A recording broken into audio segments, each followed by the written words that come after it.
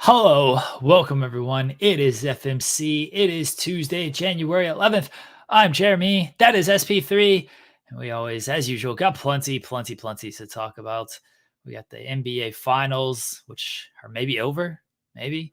The Lakers head coaching search, because of course the Lakers have to make it about themselves even during the NBA Finals. MTV The Challenge, All-Star Season 4. You can read SP3's title there. Adam is being we can't curse. Gotta wait at least 5 minutes. No, that's why I wrote it. That's why I wrote it. So we can wait until we talk about that. The first 6 episodes of Perfect Match are also out. Watch those over the weekend. Plenty. I only watched one. Oh, okay. We won't talk too much about it then. That's fine. Otherwise, plenty to talk about. SP3, how you doing, buddy?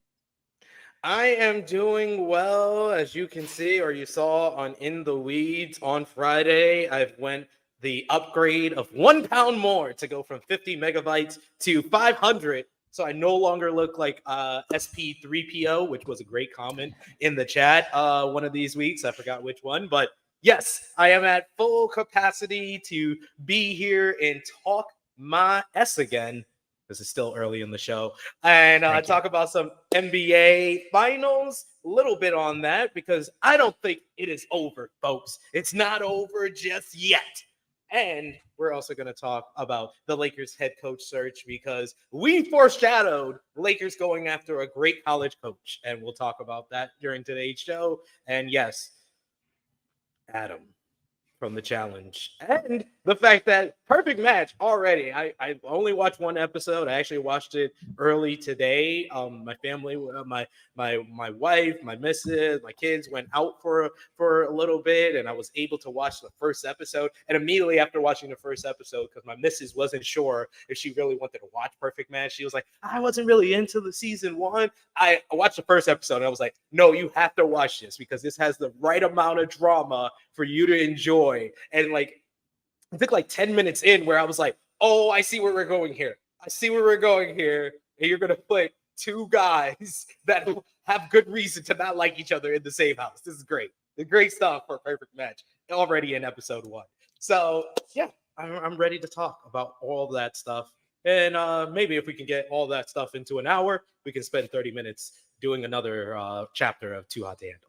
Yeah, since we're not doing like a full Perfect Match recap, I mean, I can kind of say it right here. I don't think there's as much drama as last season, because Francesca was queen drama. And through 6 episodes, it's not on that level. It's good. Okay. I'm not saying it's bad, but I do want to quell your expectations a little bit with what you, because you mentioned like, oh, you're going to put 2 guys in the house who don't like each other, and I see where it's going. I'm thinking to myself, like, I don't actually know who this is. So I do want to lower your expectations on the drama that happens, because Francesca was playing messy stuff. That's true. Last year. That is true. She was the lightning rod, and I thought that would be Harry, but you're telling me that I need to quell my expectations, because as soon as Harry came in the house, I was like, oh, you're going to be the male version of Francesca. Harry, this makes sense. Yes. Harry does bring some drama. It's not on Francesca level. It's not. Yeah, that's true. I don't know if anybody be on Francesca level. She was a messy person. She's always been whether it was Too Hot to Handle, to Love Is Blind, After the Altar, or last season of Perfect Match. She's on a streak of bringing the drama, and they should have put her in the house just to be with her 2 exes of Dom. I was waiting. I was waiting for it. Maybe it'll still happen. I do want to. The spoiler.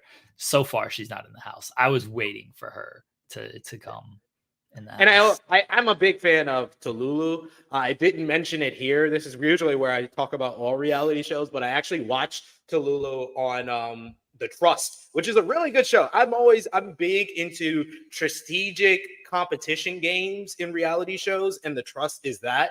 And she was the main character, but also the main villain. So when she said I was the main character of The Trust, part of me was like, no, you weren't. But I was like, nah, you were. You were the main villain. She even at the end, I think, spoiler alert for The Trust, at the end, The Trust is a whole group of people can share a pot of money at the end of the competition.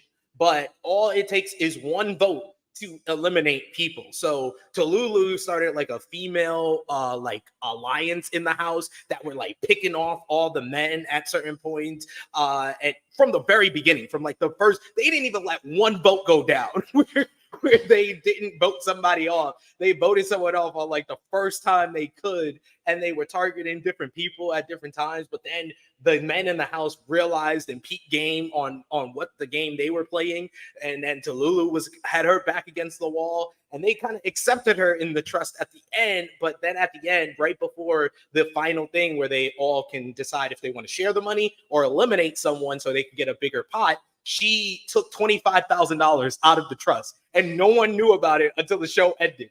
No one knew. Everybody had the chance to take the $25,000. All you had to do was say the highest number. It was anywhere between $1 to $25,000, and she was the only one that decided to take that $25,000 because she wasn't sure if people were going to let her take the pot of money at the end, and she walked away with like the second highest amount of money. So I like seeing her on here. It was like, yeah, I hated you on that last show, but I kind of like you because I'm used to you now. See, there's no one I didn't know of her before this show because I didn't watch The Trust. I liked her. There's no one that later on a few people come where it's like, all right, this person sucks. Like for right oh my god, now. No, I'm sorry. Episode 1, Izzy proved to me he has no riz, and he gave me no reason to go back and watch Love Is Blind season 5. Okay. Izzy, yeah, he's just boring, but he's not like I dislike this person. He's just like there, and it's like you're just pointless. You shouldn't like be here. I mentioned that to the wife. Is the people from Love Is Blind are weird to me on this show because it feels like a different universe, because all the other shows you're in like big group settings. It's a lot of you're either playing a game like The Trust where you're like screwing over people, or a lot of drama filled type thing. Too Hot to Handle, it's trying to hook up and a lot of sexual tension and everything. Everyone's just like horny and trying to hook up with various people, get screwing over people to try to win a pot of money, potentially. Dated and Related, same thing. You're dating a bunch of different people. You're going on Ultimatum. Ultimatum a little bit different, but still you're swapping partners and trying to find a potential match. Love Is Blind feels like a different universe because it's people who are willing to get married, to go through a process to get married. So it feels like these are relatively well-adjusted people. Now, not everyone on the show ends up that way. We've seen a lot of people on Love Is Blind who completely suck, but on the premise of it, it seems like you're a well-adjusted person because you're willing to go into this with the intention of getting married.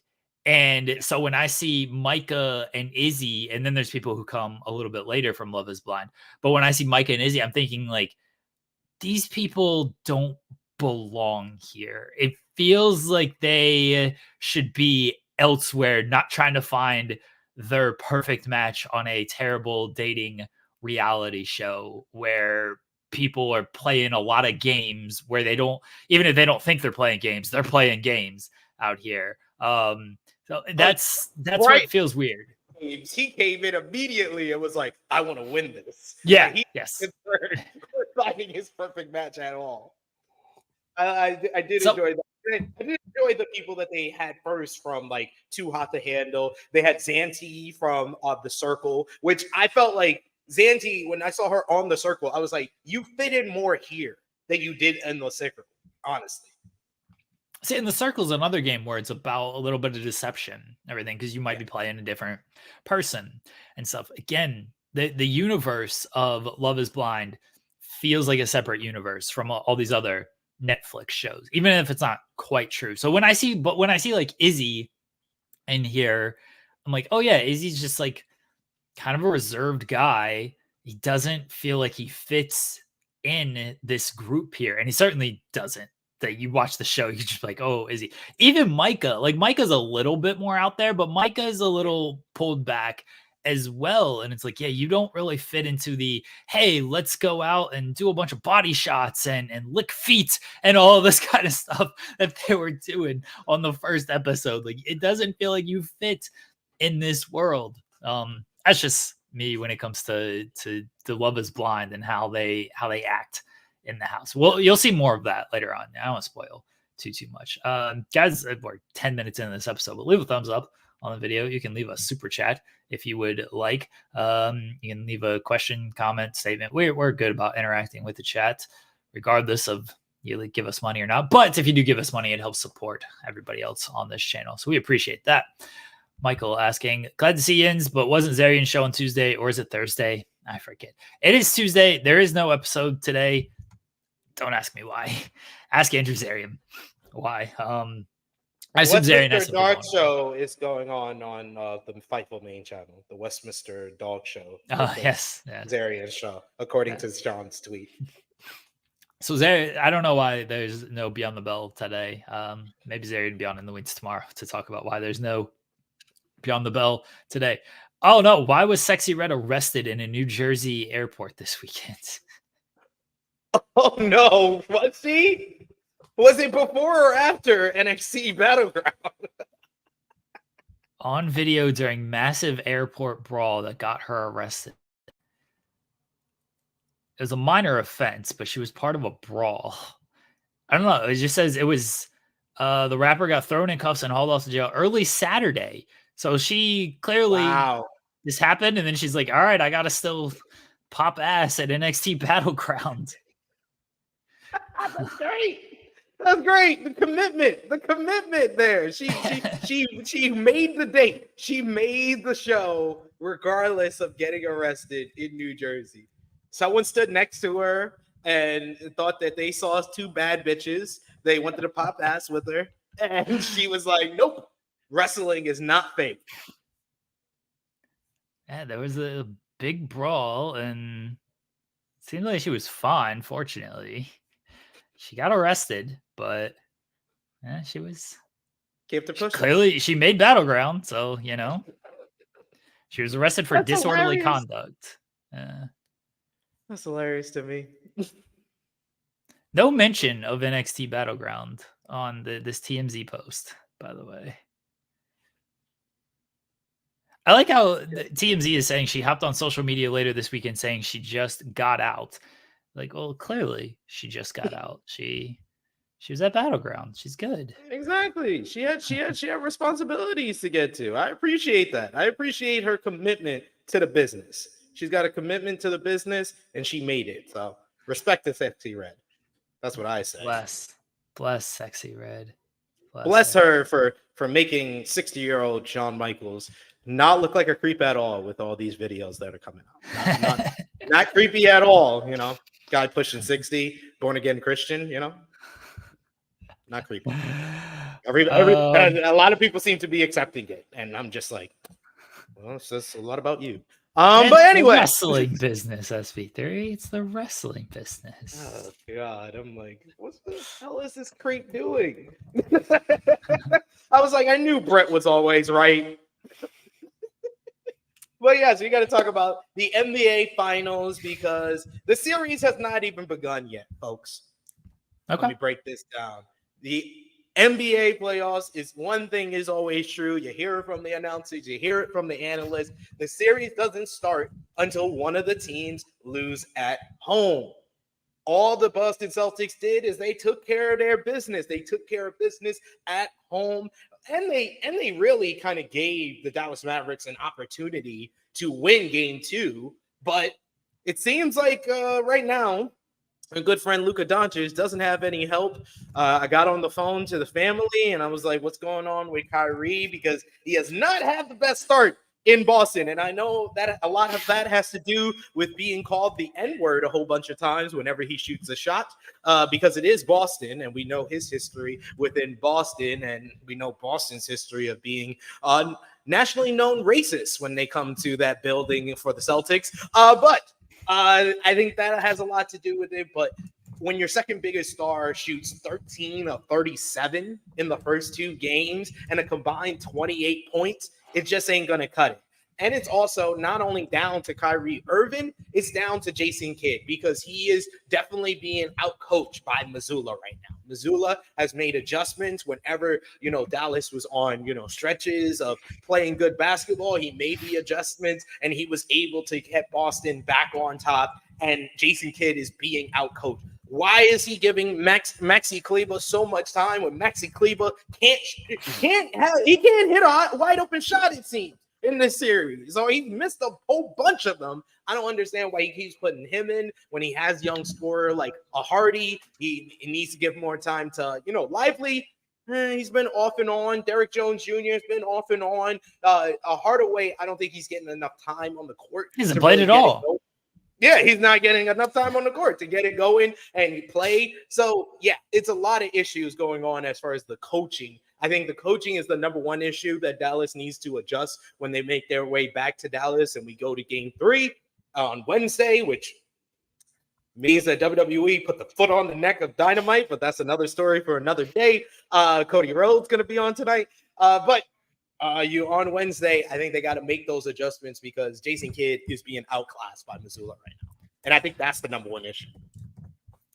It's an issue, but I don't think Maxi Kleber, if he's not going to take open shots, he's kind of useless in this series. But they're trying to play a little bit of 5-out, but they still need to play Gafford and they still need to play Lively.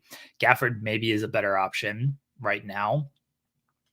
The real issue is that Boston's just a better team. And that was always going to be the issue for Dallas. I sure there are adjustments Kidd can make, lineup adjustments, maybe scheme adjustments, but Boston's better. And I don't know how much the adjustments are going to fully help when it comes to Dallas. The biggest issue is I do think Kyrie needs to play better. You're going to tell me this is not Kyrie's fault, not fully. It's not Kyrie's fault. You're going to tell me this is the best backcourt of all time. You're going to tell me Kyrie's the most skilled player of all time. It's not Kyrie's fault that he's getting all these accolades thrown at him. He's been very good throughout the playoffs. He's earned a reputation that he has for how he plays on the court. But if you're going to tell me all of this and then you're going to score 18 points, you're not going to be able to do anything offensively, I don't believe it then. I don't believe it. The most skilled guard of all time can't score all of a sudden. He's having a lot of issue with the Boston defense. And this is why I picked Boston. I picked Boston to start the season. Pick Boston here as well. They're a better team than Dallas. That's honestly what it comes down to. They are a better team than Dallas. Dallas has regressed 3-point shooting. Boston's playing similar to OKC of like, okay, Luka's going to kind of get his. Luka's playing better than he did in the OKC series. They completely, game 1, Luka with 1 assist in game 1, they completely neutralize his playmaking. Not even a lot of potential assists. But guys on Dallas aren't shooting as well. PJ Washington is now PJ Washington and not Ray Allen. Derrick Jones Jr. is now Derrick Jones Jr. and not Kawhi Leonard, because that's what he felt like in the OKC series. These guys who you're like, all right, good luck to beat us. They're not beating them. They've taken away the lob. They've done a great job taking away the lob and the interior presence that Dallas had. The Boston defense is really good. And their offense, the offense was going to be an issue for Dallas because Dallas liked to pack the paint. And okay, Boston's going to kick it out to these shooters, and the shooters are hitting their shots. Again, unlike the OKC series, where that was their strategy against OKC, and OKC just didn't make any of their threes. Oh, Boston's making their threes, and they're getting to the paint as well. They're doing a lot better job of getting overall to the paint. I got to give Dallas credit with their rim protection. They're doing Boston's not getting a lot of free looks at the rim when they get inside the paint. So I will say to give Dallas some credit. I think that Lively and Gafford have been playing well, protecting the rim, and they're making the shots even with a hand in their face. It's just, I think that Boston they're just on another level when they're in Boston. I think that if Jason Kidd is able to make the adjustments, if Kyrie Irving can play like the second best player on this team and not average 14 points like he did in the first 2 games, if he could get us close to 20 points, all he had to do was have a average Kyrie Irving game, like 20 points, and they would have probably won game 2. So I think that they are on the right path where they can make the adjustments, and they are at least I'm gonna go for them in game 3. I think they win game 3. I think they probably win game 3 as well, but I do think Boston gets the split. So I think it's gonna be 3-1 coming out of Dallas. Boston's just a better team. Jason Tatum hadn't even played well. No, and I don't understand how he's still considered the favorite to win the NBA Finals at this NBA Finals MVP at this point. Oh, I don't know if he is. Maybe he is, but he is betting wise. He is. All right. It feels like it's Jaylen Brown, or honestly, I think Drew Holiday's been the best player this series. Yeah, Drew Holiday has been playing really top notch. He's showing his experience in the playoffs right now at this point. Yeah, I think Drew Holiday's been their best player through 2 games. I'm not saying he is their best player. I think he's been their best player. He was definitely their best player on Sunday, for sure. Yeah. Look, I still think Jaylen Brown, on the whole, Jaylen Brown, Jason Tatum are better than Drew Holiday. But Drew Holiday has played like their best player the last couple of games, certainly in game 2. I did like Jason Kidd trying to Jedi mind trick Jason Tatum into taking a bunch of garbage shots by saying, oh yeah, Jaylen Brown's their best player. Jason Tatum hasn't been good as a scorer. He's done well as a playmaker, even though I think that's been a little overstated because his turnovers are also high. Like his assist numbers are good, but he's also turned the ball over a lot. He plays great defense. He rebounds the ball well. As a scorer, he hasn't been good, but he hasn't needed to be good. At some point, maybe he does get it going and he does have like a 40-point game, which he's very capable of. And then, that's going to be an issue for Dallas. Dallas needs Kyrie to play better, and Boston just kind of needs to keep playing their game. They don't need to change a whole lot because they're up 2-0, and they're not only up 2-0 as far in obviously they're up 2-0 in the series, but it doesn't feel like, oh, they stole a game. To use a hockey analogy here of the Panthers and the Oilers are in the Stanley Cup final, and the Panthers are up 2-0 as well. Game 1, they shouldn't have won. They got completely outplayed in game 1, but they still won. So they made adjustments in game 2. They looked like the better team in game 2. They won. Boston's up 2-0, and they've looked like the better team in both games. So they're deservedly up 2-0 in these games. Yeah.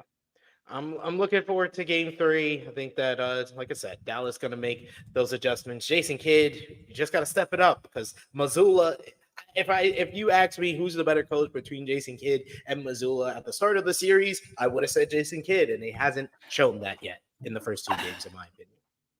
I'm not like really high on Mazzulla, but he coached them to the Eastern Conference Finals last year. He coached them to the best record in the league this year and the finals. I think he's been a better coach than Jason Kidd as a head coach over the past 2 years. Why would you have gone with Jason Kidd?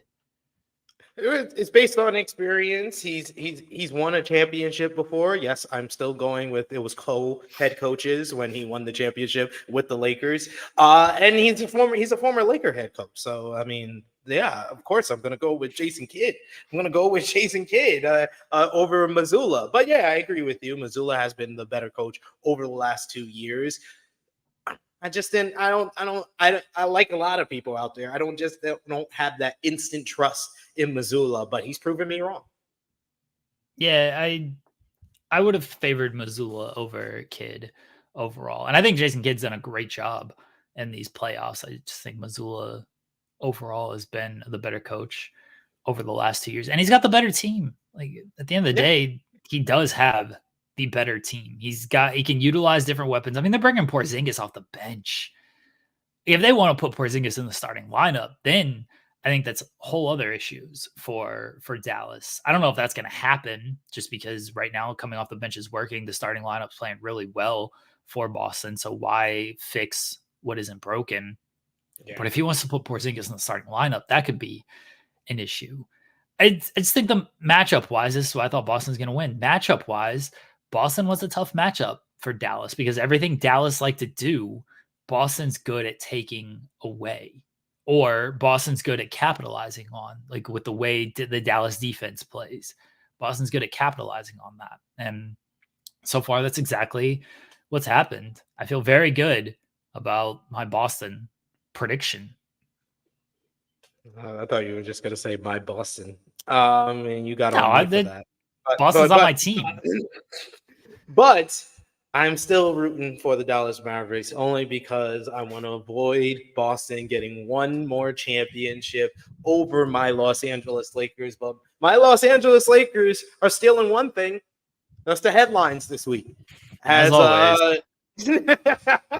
As we were on the surge, all the big talk, we talked about it last week, was, the Lakers looking at JJ Redick. I think it was the Shams reported that JJ Redick was the number one, person they were pursuing, the number one candidate for the head coaching position. And then Woj, I believe this was on Thursday, Friday, last week. He came out with the big scoop that the Lakers were pursuing the head coach of the UConn Huskies, the two-time NCAA champion, Dan Hurley. They were very close, according to Woj on Friday, very close to closing that deal, and that Hurley had over the weekend to think it over. And then yesterday, he was going to make his decision, and he decided to turn down the Laker head coach position and try to pursue history in the college basketball of winning 3 straight championships. The first coach since Wooden for the UCLA. So he's trying to make history with the UConn Huskies. And I'll be honest, Dan Hurley made the right decision. There's different pressures with going to an NBA coach. And I don't think there is any more high pressure position as an NBA head coach than with the Los Angeles Lakers. And yes, the contract of 6 years, $70 million would have made him one of the 6 highest paid coaches in the NBA, making like $11 million a year. So it is something big that he had to turn down compared to his current contract with the UConn Huskies. He signed a 6-year, $32 million deal at the just before the 2022-2023 season, and he's won 2 championships since then, so he's going to get a big raise. He's in talks with the UConn Huskies, but he knows what he has to do. He understands the position that he's in college basketball, and there is different responsibilities, different pressures with becoming an NBA coach, especially for one of the biggest franchises in all of the NBA, the Los Angeles Lakers, who have a 40-year-old LeBron James, who have, Anthony Davis, but the future is very uncertain with the Los Angeles Lakers. I understood why they were pursuing Dan Hurley, because he is a program builder and he is someone that, you can get some young players to really build out and have a great future with the team. But that is not what the Lakers are. That is, the Lakers want a coach that will make them at least a championship contender next year. And I don't know if that coach is out there for them, honestly, right now, but I understood why they were going after Dan Hurley, but it didn't make sense with what the Lakers are trying to accomplish this coming season with LeBron James at 40 years old. So where does this leave the Lakers, SP3? Because if you, I don't say publicly, because it's not like the Lakers put this information out there, but the Lakers have plenty of leaks throughout the years when it comes to who they're targeting and what they're going after. So they were clearly going after Hurley. Didn't happen. Now what are they doing?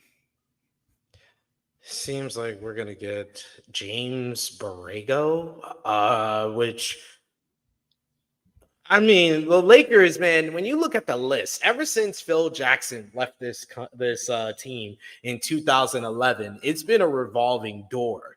Like the longest tenure coach that we've had since Phil Jackson was Luke Walton. feature in the NBA, the top 5 NBA draft picks seasons for the Los Angeles Lakers of 2016 through 2019. He was our longest tenured coach of that run. And once we got LeBron James, he was like, get the hell up out of here. And we went through Frank Vogel and Darvin Ham over the last 2 seasons, who had good runs. Frank Vogel winning the NBA championship, Darvin Ham getting us to the Western Conference Finals in 2023. So that was our best stretch. That was honestly our best stretch with coaches, 2 playoff positions, 2 playoff spots for both of those guys each. So, I mean, I don't understand looking at James Borrego or why he's a top candidate. I would rather them go back to JJ Redick. And, I don't know how JJ Redick's going to feel being the second choice. If he's already had a face-to-face meeting. I think Shams reported that, if I'm not mistaken. I don't know how that's going to make him feel if he feels like he's the second choice for the Los Angeles Lakers. But I already made my pitch last week that I thought that was a good choice with the mind that JJ Redick has for the game, with the relationship that he has with LeBron James, with the relationship he has with Anthony Davis. I thought that he could fit in very well, and that's the person that I want them to go get. Because we don't know right now, but it doesn't seem like James Borrego is the best option before JJ Redick, even though he has more experience than JJ Redick in the head coaching position. I think they need an experienced coach. I already said everything last week. And now with the Hurley stuff coming out, I don't know how JJ Redick's going to feel about that. Of like, wait, I'm a second option here. There's already going to be some type of pressure and some type of relationship on him with his dealings with LeBron, his relationship with LeBron. I just don't know if that's a good situation for him. I mean, when you publicly pursue someone as much as they did Hurley and he turns you down, everyone's going to feel like a second option. I think Hurley would have been a good choice as well, but if you're going to target this person, feels like you got to make sure you got this person before everything. I know they can't read his mind or anything. Honestly, they should have offered like $80 million. You give him so big of an arc for that he can't refuse. Like after it got leaked, they should have raised the price. Yeah. I mean, I think Hurley was a good option because I do think they need to look past LeBron. They need to look past 1 year, maybe 2 years of LeBron when it comes to their overall future. And they need to get someone who can be stable and long-term. How many times do we see it when you bring in a coach for one job and that's a completely different? We literally just saw this with the Bucks and their hire. They brought him in, and I forget his name. Apologize for that. Adrian Griffin, right? Adrian Griffin. Yeah.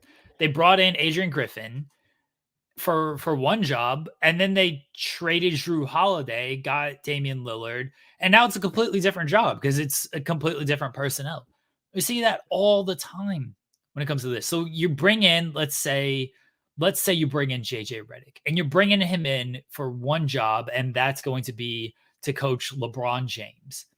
And then LeBron leaves after a year because he retires, or he is just like, you know what? This ain't working because it's LeBron. Who knows how his mind's going to work? Or LeBron, of course, wants to get everybody traded, and it becomes a completely different thing. And then it's like, oh, we don't want you for this job, actually.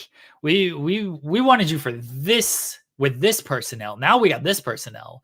This doesn't match what we want to do. At least Hurley is a program builder and felt like a more long-term option of like, yeah, we can actually build something stable with this guy. Where JJ Redick felt like you're just building for while LeBron is here. And I don't know if maybe that's the move because LeBron is there, but how long is he going to be there? Is that the right move? You just want to keep cycling through coaches like they have been. I think that JJ, yeah, he has a good relationship with LeBron, but I think that he is more of a guy that you're getting for the future because he is such a young coach. You're getting him for the future. You're getting him for his mind, for his fundamentals, and what he can do with the team past LeBron. It's good to have him with his relationship with LeBron for the year or two that LeBron remains, but I think that he is more of a guy that you're getting for the long term. You think Redick is more of a long-term guy? Yeah. Yeah. I can see that, but it's also clear that they're bringing him in because of the relationship with LeBron. And then I do think Redick would be a good coach starting on maybe like a bad team to try to coach them up. Bringing him in with LeBron because he has the relationship with LeBron, how does that potentially strain future relationships when LeBron is gone? And that's what I worried about when it came to Redick is we know he's got the relationship with LeBron. If he is less hard on LeBron and he's more hard on Austin Reeves or D'Angelo Russell or basically every guy that isn't LeBron, when LeBron leaves, how do those guys feel about it then? Like, how are they looking at Redick then? Because now I LeBron's think not there as, oh, well, you're only here because you're LeBron's guy. LeBron's gone now. And now you've been I don't want to say a dick, but like now you've shown all this favoritism towards LeBron. He's gone. Now you're going to act different with us. It's such a balancing act. I talked about last week that JJ learned a lot of lessons from, Coach K being a Dookie and one of the most iconic Duke players of all time. But I forgot to mention he's also learned from another great coach or a great coach at one time, Doc Rivers. Doc Rivers is really good at kind of making it even across the board with how he treated players. And Is he? yes, I think he has been good on that part. But he's also learned from Doc Rivers' mistakes, and he's made a whole bunch of them. And funny enough, I can connect these two things. I've watched the first 2 episodes of Clipped, aka Losing Time, which is, oh my God, it is so bad, it's great. So it is like they hired the best Lifetime casting directors, the best casting directors from Lifetime movies to cast some of these players. Oh my God, none of these players look like the players they are playing. Like Chris Paul. Oh my God, it looks like some dude that sold me weed one time when I was 19 years old. Then you got this light-skinned guy with clearly dyed red hair playing Blake Griffin. The best casting jobs that they did in the series was getting Al Bundy, aka Ed O'Neill, to play Donald Sterling. That was a great choice because my missus, I put my missus onto the show, and even she likes it. She really likes the show. We watched the first 2 episodes together last night, and she didn't even know that was Al Bundy until I told her after the 2nd episode. I was like, yeah, it's crazy. Al Bundy has always played this obnoxious like character, even as Al Bundy. If you watch Married with Children, you fell in love with him because he was an awful human being. But like in every other role he's played, he's just played these like very bad people, and now he's playing Donald Sterling, which is just a perfect casting choice. And Lawrence Fishburne, his commitment to the bit of trying to do the Doc Rivers voice is amazing. It's amazing. I suggest everyone watch Losing Time, aka Clipped, on Hulu. It's available on Hulu. If you're in the UK like me, lucky enough, I don't have to hit up someone that has Hulu. I can watch it on Disney Plus because Disney Plus and Hulu are combined in the UK. So that's my big recommendation of the week is Clipped, is aka Losing Time. I've seen the clips from Clipped. I want to watch it just because it looks god awful and it's so awful. Way. It's great. Yeah, it's great. That's what it looks like, and so that's why I want to watch it. I don't know if this truly paints what Doc Rivers is all about. I do think Doc Rivers is good at kind of managing egos. I've said that before. I said that why I thought he might work with the Bucks is like the X's and O's aren't always there with Doc. Some of game time decisions aren't always there with Doc. but he has shown that he can, at least during the season, manage egos. Now, after the season, everyone's like, all right, Doc sucks, and they throw him under the bus, or Doc throws them under the bus, and then it becomes a bigger issue. JJ Redick, if he learned from Doc, he probably learned what not to do, because him and Doc don't get along. Him and Doc, that's what I'm saying. That's what I'm saying. He saw what Doc did as far as managing the egos of Chris Paul and Blake Griffin, which I want to give Clip credit. I've said it's so awful that it's great, but the most accurate kind of things about the show is Donald Sterling's portrayal and the how Doc Rivers managed Chris Paul and Blake Griffin, and the issues between Chris Paul and Blake Griffin from the very beginning of Doc Rivers' tenure with the Clippers. That was the one thing that I thought, I was like, oh yeah, I was reminded that was all over the news back 10 years ago about Chris Paul and Blake Griffin not really getting along, not really liking each other, because he was able to make them mesh well on the court with Lob City, that people tend to forget that their relationship was never that good with one another. So they accurately have got that across through 2 episodes, and accurately got across how bad Donald Sterling was and the inappropriate things he would say. So like, I think they did a good job as far as that portrayal so far. But that's what I said with JJ and Doc Rivers, that yeah, he hates Doc and he knows what not to do from all the things that Doc Rivers does. But if he's going to get one thing from Doc, it is managing egos of a LeBron James, of an Anthony Davis, of a D'Angelo Russell, because D'Angelo got an ego of his own too. So I think that he would be able to manage that due to his experience with someone like Doc Rivers, and due to his experience with someone like, Coach K. He's going to be able to build the team and bring them together.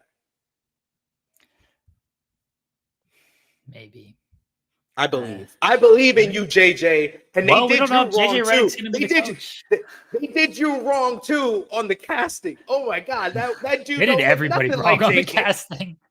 They did everybody wrong on the casting. There is no. The most accurate one was Matt Barnes. The guy they got to play Matt Barnes does actually look somewhat like Matt Barnes. That they don't even need to say that's Matt Barnes, but I know that's Matt Barnes.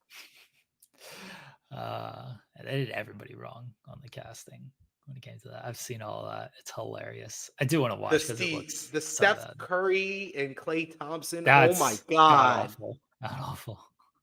What Steph? Who looked like Dak Prescott? That was like Steph who looked like Dak Prescott. Yeah. It's. I've seen a lot of the stuff from it. I want to watch it because it does just look god awful, and I'm for it. All right. Cher Delaware is going to join us here in a second. Yes. Let her know we're going to talk the challenge here so she can join. Ed O'Neill, man. Ed O'Neill. I thought I only loved him as Al Bundy and the head coach for the Little Cowboys. But Ed O'Neill's great in like everything he does. Modern Family. Great. Modern Family? Great. I've seen some of Modern Family. I haven't watched enough of Modern Family, but I've seen him on there. And that's the only reason I would, like, after an episode of Raw, stay on Modern Family, because I'm like, oh, they got Al Bundy here? Let me watch this for a little bit before I get bored. Modern Family comes on after Dynamite. And so like we're watching Dynamite, and then it ends and Modern Family comes on, and like usually whatever comes on after whatever wrestling show we watch, we turn it off. But like Modern Family come on, the wife will just leave it running. She's like, it's kind of good. Like it's not bad. It's like there's little jokes and everything in there. I've seen the entire series of Modern Family. Can't recall a single episode, just because my memory isn't good. But it's really not that bad as far as like newer sitcoms. I guess it's not new at this point, but it's that in between of after like The Office and Parks and Rec and everything ended, like the next wave, they were always looking for the next good sitcom after that wave hit. And Modern Family is probably like the closest to it of actually being a good sitcom. Hello, Cher Delaware. How are you? I'm good. Sorry, I was on a meeting. Are you a fan of the Modern Family?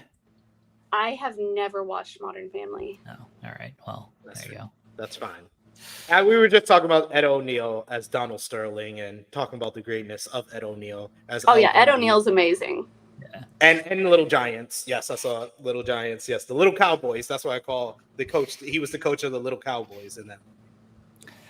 All right, SP3, we got the challenge. I know you're excited at the end when we get into Adam being a little bitch, but set us up for the rest of the He's show. not even a little bitch. He's a big bitch. He's a yeah. Oh, I literally, after I watched the episode, I was like, on our chat, our group chat, I was like, this dude is a whole bitch.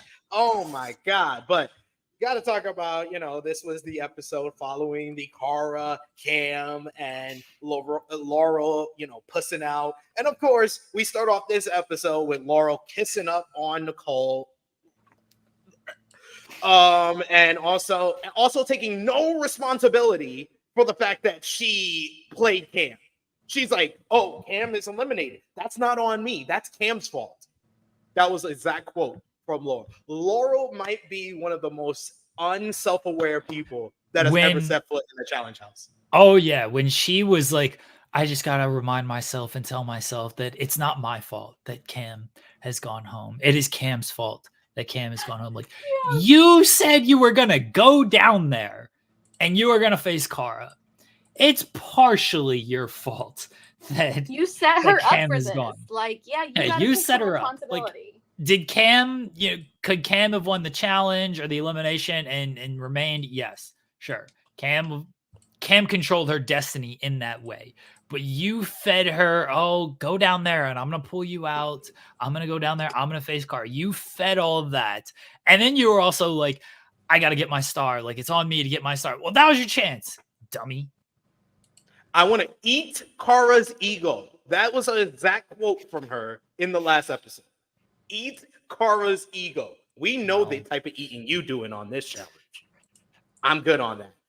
Anyway, but that also led to, conversation in Cara's room. Cara's feeling good that she's got the star back, and we start hearing from Jay and Ace, her two closest kind of compadres out of the male cast, talking about like, Jay's like, I knew that was gonna happen. He literally told Nicole that was gonna happen, and it happened to her. So he's like, he feels vindicated, and he's talking about with Cara and also Ace, talking about they want their star, and Cara's like, I want to make sure they get their star because I could run the final with them. You see, Cara actually does want to see other people run the final with her. That's what you should have done, Cam. You should have just been friends and been an alliance with Cara. But hey, we know Cam is probably did some dirty work and broke up a nice couple. But anyway, we go to the challenge this week, which we get a couple of confessionals from other people. We get one where we see Adam and Steve are working out,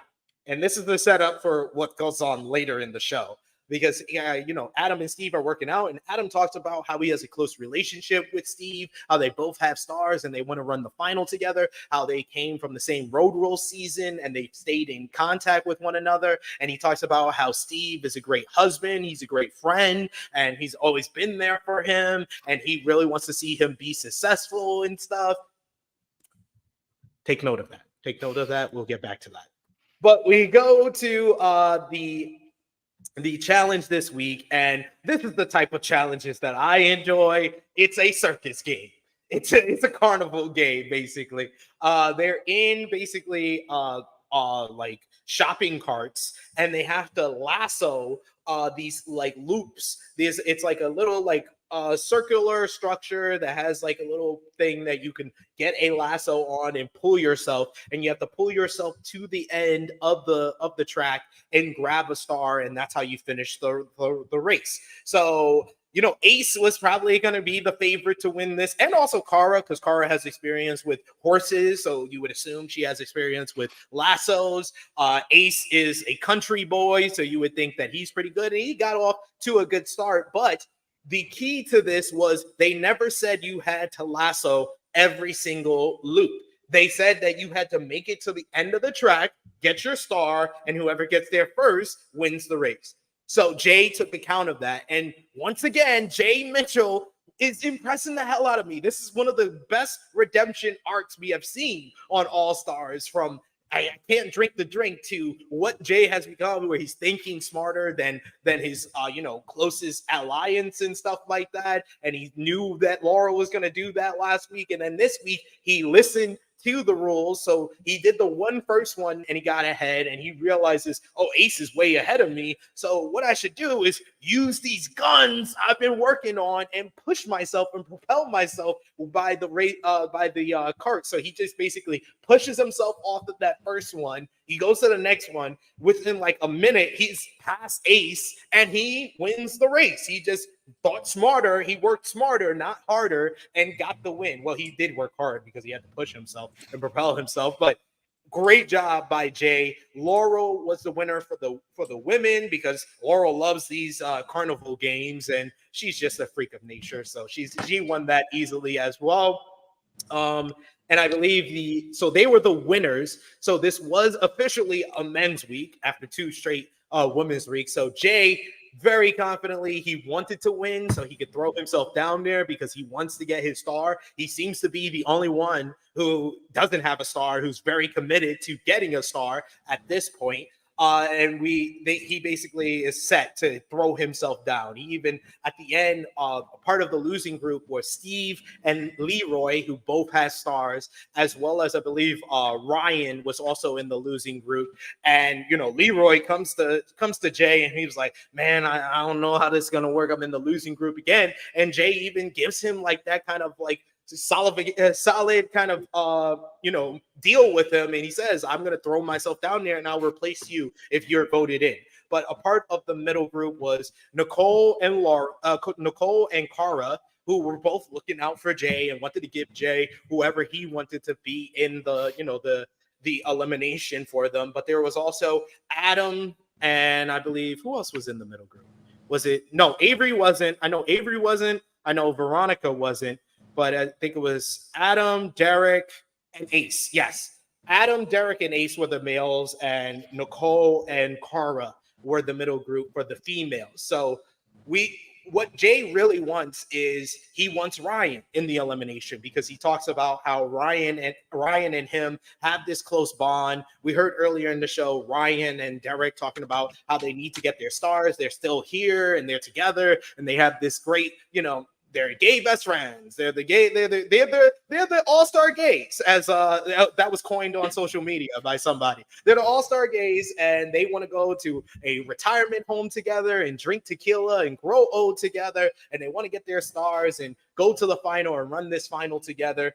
And Jay really wants to go against Ryan because they're pretty much on the same level. They think of themselves as ocelots. And I learned something new in this episode. Ocelots.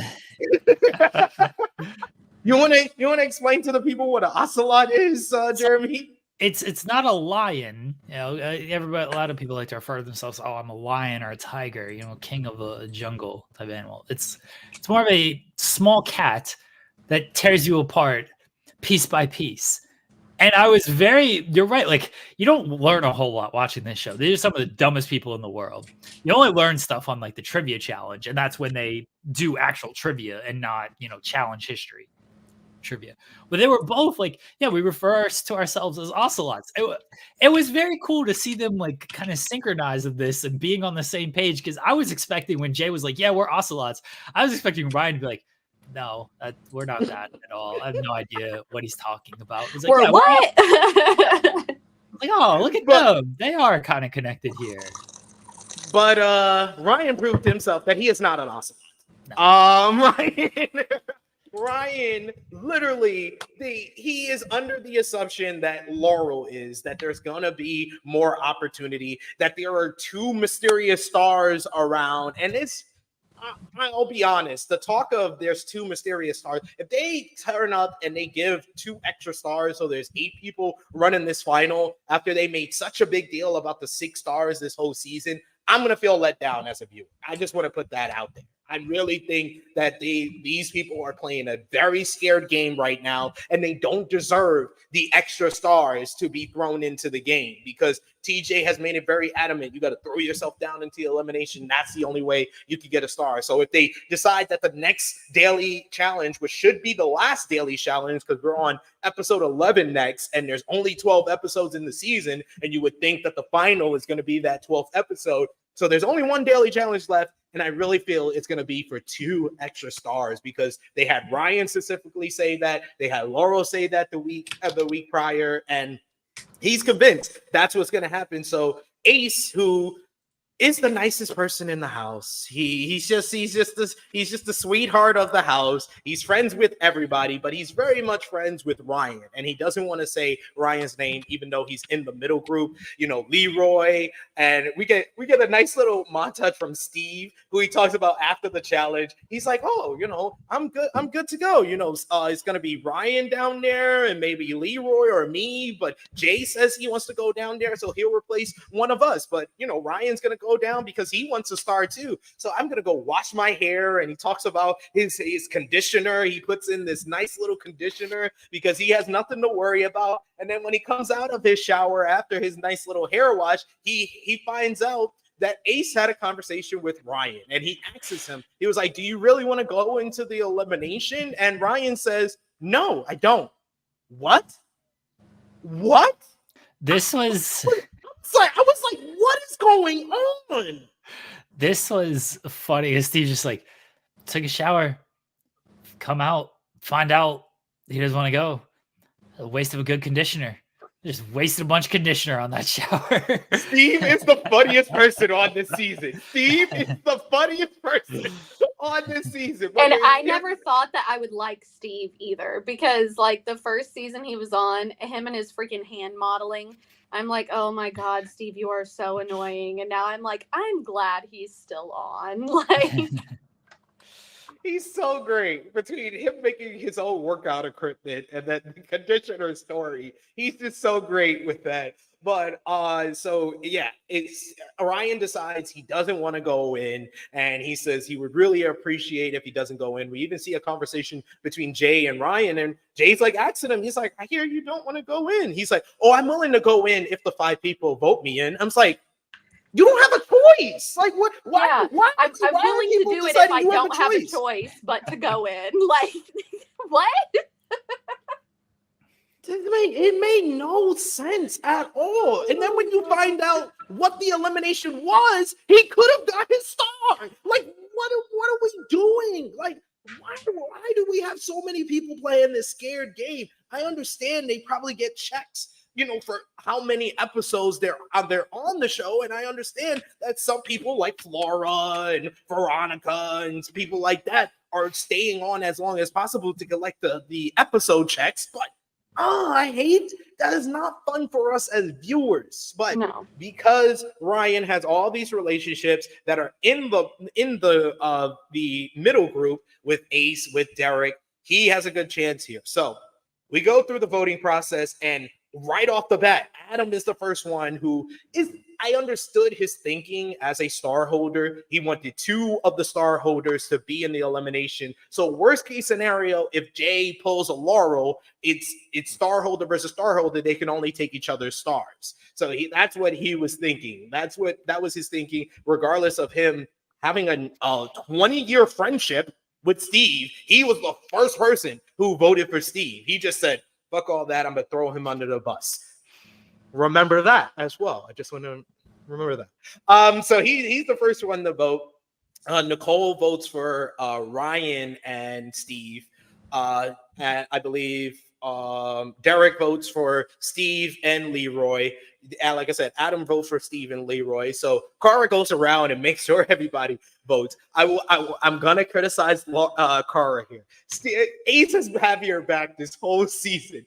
Why are you putting Ace and trying to have Ace vote before you? Like, and then when you vote, you didn't even make it easy for Ace to not have to say one of his friends' votes. You literally voted for Ryan and Leroy. So yes, then Ace became the deciding vote of this whole thing. So he's going through a mental collapsion He's having a meltdown. He's melting into the couch that he's sitting on to the point that by the end of the deliberation, he's like face down on that couch because he's like, oh my God, it hurt so bad. I had to say someone's name.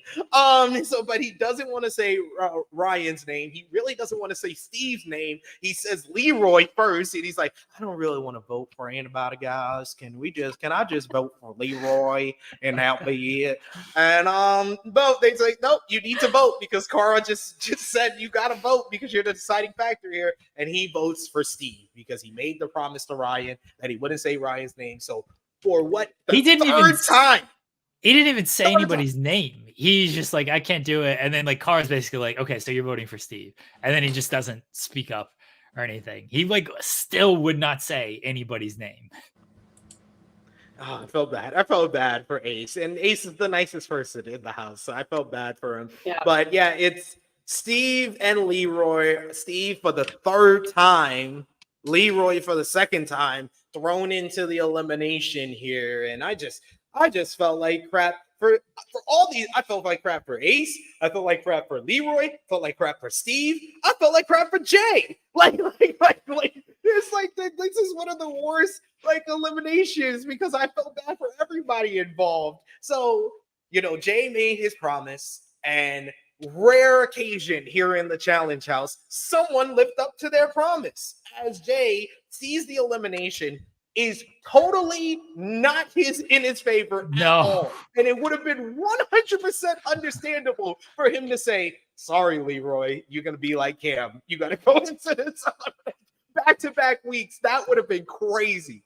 That would have been crazy, and that would have been a receipt for how bad they were at this game, this season with their politics and going against Cara. It would have been kind of karma if back-to-back weeks Leroy and Cam got promised by someone they were going to get replaced in the elimination, and they got turned down. But Jay is a rare person who lives up to his promises despite being colorblind and having his nose broken.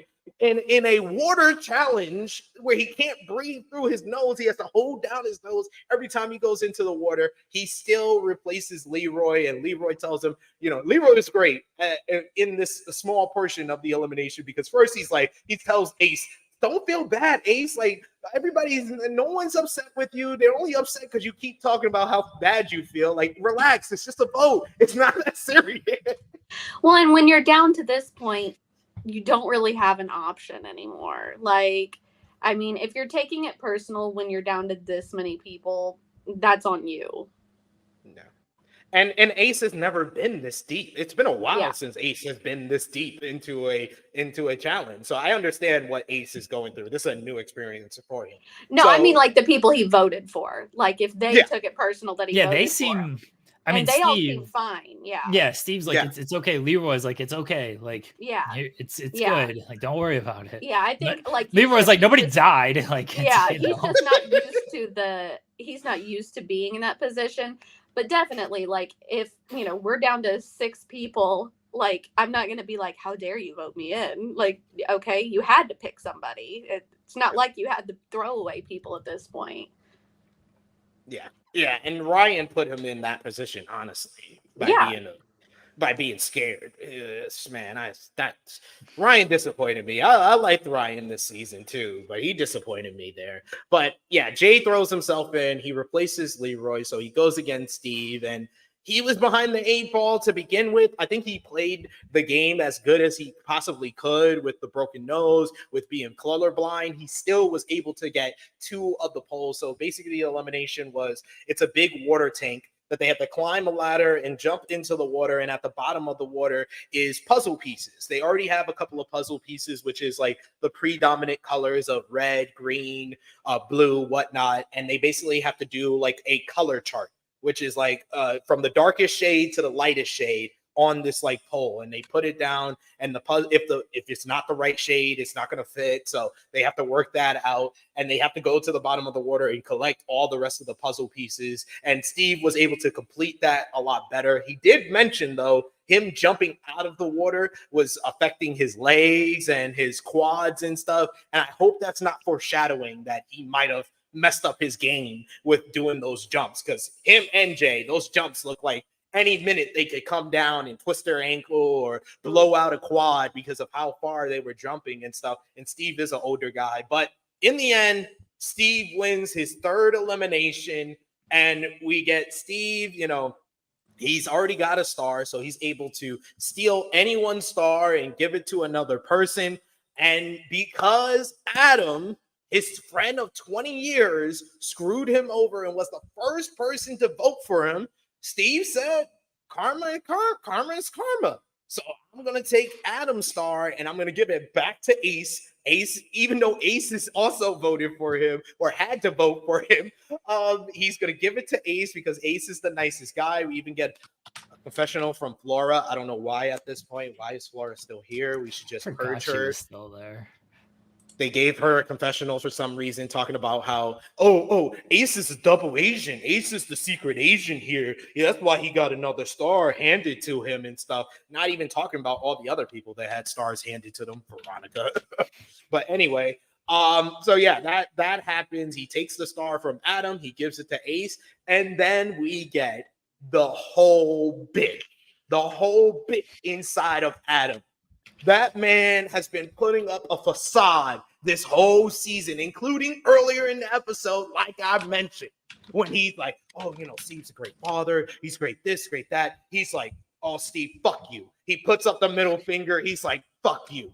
Fuck you, sir. That's why your stories are all long. You tell stupid stories that are all lies, and you haven't beat anybody, even though he beat Keefla in a physical elimination.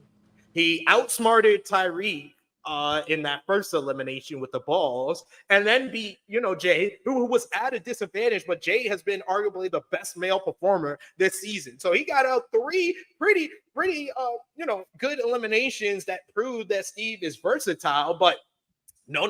To Adam, he hasn't beaten anyone, and he's a horrible person. Fuck you, you turncoat, you turned on me. This dude is a whole bitch. Like I said it last week, I will repeat it again. You got a little penis. You got an you got a Napoleon complex. Yes. Yeah, inferiority. You got a Napoleon complex. You ain't shit. The only thing that you got out this season was Avery because she got a thing for older men, probably. That's why the only reason she went for you. And she has daddy issues. She's admitted it herself. Anyway, but I don't care for Adam. He's always been a fuckboy since his Road Rules season and every challenge season he's ever been on. And he's a little dick shrimp motherfucker. Like, he is a whole bitch. For that rant and for what he said about one of his best friends, a person that he was like great father, great husband, all this stuff at the beginning of the episode, to turn around and be a whole crying motherfucker. You ain't shit. You ain't shit, Adam. I hope someone clips this and shows you and tags your bitch ass for it. Also, you ain't shit for having your girlfriend watch your kids while you're on this show sleeping with Avery. Like, come on now. When he came on the screen and started ranting at Steve, first off, I watched the whole episode just in my room and everything, and fine.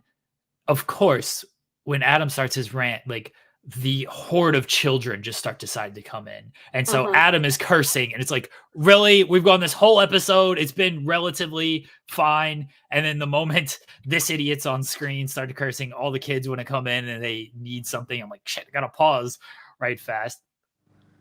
He starts this, and I'm like, what are you mad about? Why are you so mad about this? He had to take somebody's star. Yeah. And why would you not think it was going to be you with the way you just treated him? What are you mad about here? It's just complete bitch behavior. Complete. He thought he could vote in his friend of 20 years and there would be no consequences. He did not think about all the different ways. Oh, what happens if Steve votes it? Like, he could have went for Ryan, and they still would have not been Ryan in this elimination. Yeah, the giant toddler meltdown was just a little much for me. I'm like, I don't understand why you're so upset. Like, you have not had this man's back. So why should this man have your back right now? Like, I really did not get, like, okay, if he was upset, I could be like, even if he wasn't your friend, you're upset because you just lost your star. Like, I could see that. But just the level of that meltdown, it was like, okay, like, this is awkward. This is uncomfortable. Why are you acting like this? Like, yeah, it was too much. The vitriol. It was just hate. Like that, and they really, to me, it's like if he had a drink. Like, he's telling the truth. That's his truth. Like what we heard earlier in the show, oh, great husband, great friend, all that. That was him putting up the mask. And then once he got his star taken, the mask came up. Yeah. Yeah. I do want to read the tweet that I sent you guys from our friend Alan Aguirre that he posted. So on April 29th, he posted, I love Adam Larson because he doesn't act like someone who hasn't been on the show in 20 years. He just carries himself like a champion and then crushes whatever challenge gets put in front of him. Then he quote tweeted it on the 6th and said, a seriously awful take.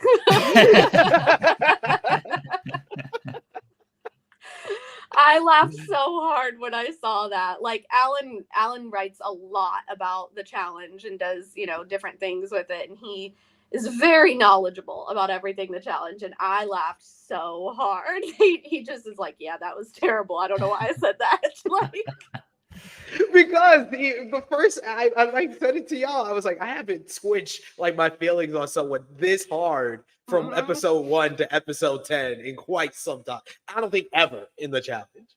Yeah, just embarrassing. Just like, I mean, how old is he? I mean, he's probably 40s, maybe close to 50s, acting like that.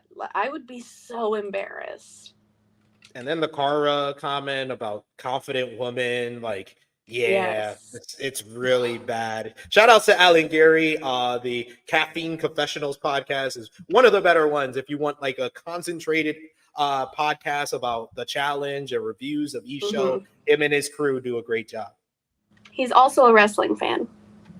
Yes. Yep. We have to update our draft. Screwed again. Yo, this is the worst draft I've ever had. You should be proud of the Jay pick. I know, like, Jay did you don't great. Get points. You don't get points for pride, but to the fact that he kept his word, the fact that he went down there, he had a great season. He honestly played too loyal and like too good of a game because he shouldn't have put himself in this challenge. He can't swim. He's colorblind. And it's like, hey, here's a challenge where you have to hold your breath and find colors. This was not the challenge for him, but he felt such loyalty. He felt he wanted to keep his word so much that he put himself down there where I don't think anybody, I'm sure people on the cast would have, but like, this was not the game for him. And he would have been fully justified to be like, yeah, you know what? This is just a little bit too many disadvantages for me on this one. But he gave his word. He stuck by that. And he kind of screwed himself instead of screwing everybody else over, which it's a shame because he was playing such a good game. And I didn't expect anything from him coming into this. Like, I don't figured think he would anybody be one of the first ones out. And he played a fantastic game. And it's like, I want to respect him for keeping his word and being like, no, this is what I'm going to do. I said I was going to do this. But then I also want to be like, nah, you got to look out for yourself. Yeah. Like you should have looked out for yourself first. But I definitely do have more respect for him for being like, I'm at every disadvantage possible here, but I'm still going to try to do it. SP3, you were done with guys. You have no guys left. Yep. You have. But shout out to Jay. Nicole's carrying you through. Yeah. You have Nicole and Avery. I have a toddler with muscles and Avery who didn't want to throw herself down into the elimination and become a legend. So yeah, I'm not on a good streak here, but shout out to Jay because he was the redemption story, the most improved player of this season. Absolutely. All right. We have a little bit of time. You guys want to do a chapter of Too Hot to Handle? You got time for that? Sure. Okay. Let's do it. Hold on. Let me plug in everything here. I don't know. I don't even remember what happened last week. So Well, it's been 2 weeks since we've played. has it been? Yeah. Yeah, because that's why I don't remember. Because last week we've already gone long. Yeah. Yeah. All right, let me pull up. Yeah, we had a long NBA chat with the finals preview. Yeah. Everything. Okay. That's right. Get connected to the Wi-Fi. We'll do a chapter. I'm sure it'll remind of where we're at. Last thing I remember was jerking off costs a lot of money. Or jerking off doesn't cost as much as a kiss, actually. So jerking off doesn't cost a lot of money. Oh God. If somebody just came on right when you said that. It's a quotable. Jerking off costs a lot of money. Now, that's actually incorrect. It doesn't cost as much It as. does not. Actually, you can make money doing that if you're selling your sperm. So, you know. Oh, funny enough, on 90 Day Fiance UK, they have a guy who's a very proud sperm donor on the show, and he's in a relationship with some woman from Europe, and he talks about how he does it in different ways. He goes to sperm clinics and jacks up into the cup, and then he does more natural insemination where he has sex with the woman. And he he brags that he has over 80 different kids around the world. That reminds me of Shameless, when they want the baby and they can't afford it, so he sleeps with her mom. Kevin sleeps with V's mom, and then she keeps the kid. Yeah. Actually, I just read a book about a guy who was like 18 and donated sperm because his dad wouldn't give him money to go see a concert. And he donated the sperm to get the tickets. And then 12 years later, this kid shows up on his doorstep because both of her parents died. And she was trying to find next of kin and did a DNA test and found out that she didn't even know. Found out that he was her dad. What are you reading? I read a lot of weird shit. I read a lot of weird shit. I have to finish Collision ratings right fast, so we can keep talking about more sperm donations. Apparently, I'll keep talking about it. I have read. Let's see. Oh God, no. No, you've read what? I've read 125 books this year. Oh, wow. Fair. I'm on my 126th. I read a really good one. So I do ARC reading, which is when an author sends you an advanced copy of their book before it releases, and then you review it. So like they have good reviews and stuff when it comes out. And I did one for a new Black female author named Tanvir Pert. And I recommend her books to everybody because they were very well written, very good books. And all of her characters in her books are people of color too. So you don't get that very often. It's usually, and there's usually a lot of white women trying to write about like Black experiences in books, and I'm like, please stop. This is not your wheelhouse, please. I love it. Yes, I forgot about this one. I read one last week about a woman who's a nurse at a prison who falls in love with a prisoner. Oh, you read his smut books, Cher? They're not all smut. Smut. Erotica. I do read a lot of smut. Like, okay, I'm gonna read you some of these titles. Oh boy. These are hockey romances. Oh. Oh my God. Pucking my bad boy boss. Pucking my off-limits billionaire boss. Hold on. I gotta find the cover to these books. Okay, I'll show you. I can pull it up. Okay. This is everlasting. This is Pucking My Off-Limits Billionaire Boss. Yep, that seems about right. Terrible book. I gave it 1 star. Jesus Christ. I Pucking want My to Bad get a Boy. star rating for all 125. Pucking all My Bad Boy 125. Boss got 2 stars. Yep, that looks like the exact same cover. And it's funny because these people have obviously never seen a hockey player because they do not look like that. This is A Pucked Holiday. At least that one's a little bit more creative. Let's see. This one, A Major Puck Up. Oh my God. I like how it's all. Wait a always second. They Hold pop. on. Put that one back up. Why is that like AI Aaron Rodgers?